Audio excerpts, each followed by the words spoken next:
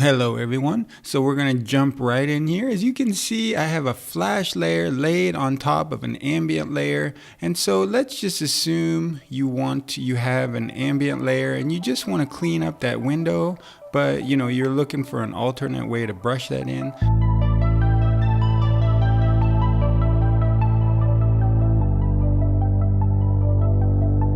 So let's zoom in a little bit, and the first method we'll look at here is just simply a little selection method. So we can run up here and grab this polygonal lasso tool, and you just want to just jog around that window, just roughly like staying pretty close to the perimeter of the actual window, something like this.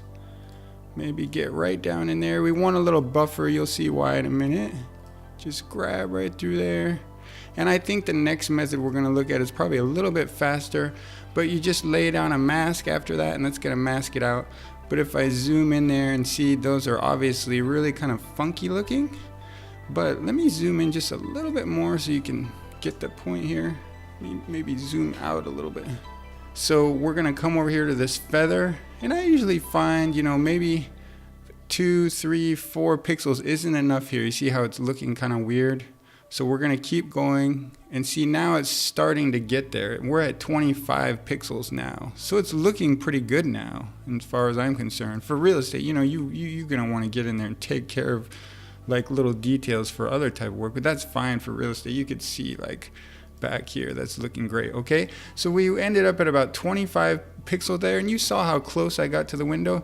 Now if we can go ahead and look at the mask, and it's kind of a cool, look at that's a cool mask. If we use our brush, we don't get nearly a mask that's looking that good. Okay, so let us get in there. We're gonna go ahead and whiten that mask out and do this again. And this is something I learned from Charles Lynch. So we're going to jump over here, and it's a very interesting thing. We're going to grab the gradient tool, and believe this or not, there's some interiors photographers that use the gradient tool in place of a brush, believe it or not. So that's something you might want to look into in the future, but we're not going to get all that complicated today. But we're going to jump over here and look at what Charles Lynch obviously already knew when I saw him do this for the first time.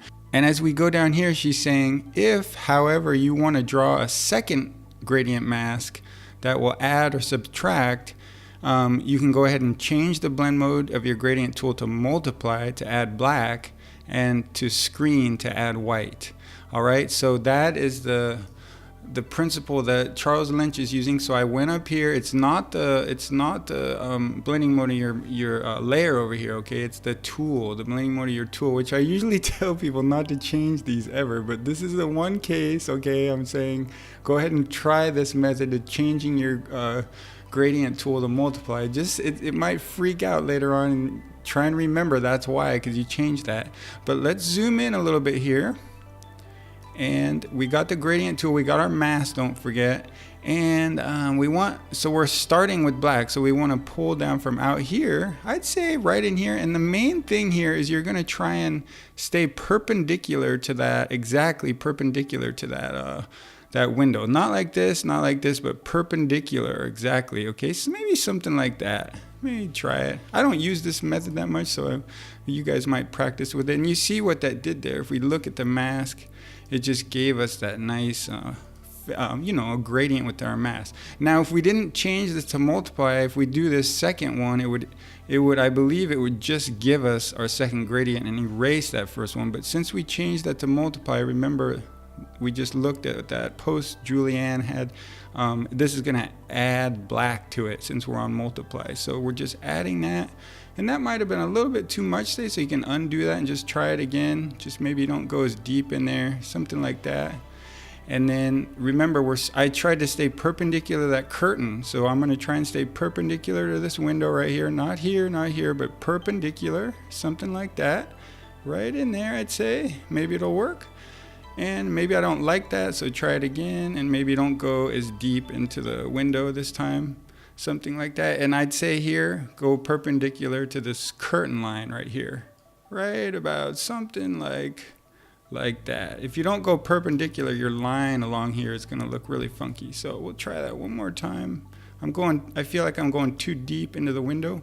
But, you know, you guys can experiment with that. And you can see we get a really similar result to that last, you know, thing we did with the selection. We get a really similar, nice, you know, you can't get this pattern with a brush, really. You'd have a really hard time, right? You could have to brush in here with multiple strokes of the brush. So if we just zoom out, I hope you guys get the point. This is just about, you know, a window, you know, methods to brush in your windows. If you're into that, you know, this is just like alternatives to brushing them in with an actual brush, okay?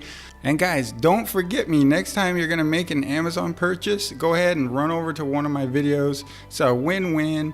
Just click on one of my links. It doesn't matter what you purchase. If you just click over to Amazon from one of my links, you don't have to buy the thing you clicked over with or anything. Just anything you purchase on that visit that you just clicked over from, I'm gonna get credit for. So that really helps support the blog, and I think it's like a win-win. You know, everybody kind of gets something instead of like Amazon getting everything, right? So thanks for all your support, and I hope this little tip helped. I think you'll find these ways, really cool ways to quickly make more sophisticated masks for your windows, and actually doing it in a really short amount of time, especially with that second method. I think I like that gradient method. If you get that down, bam, bam, bam, bam, you go even quicker, okay? So, all right, thanks again, and I will see you next time.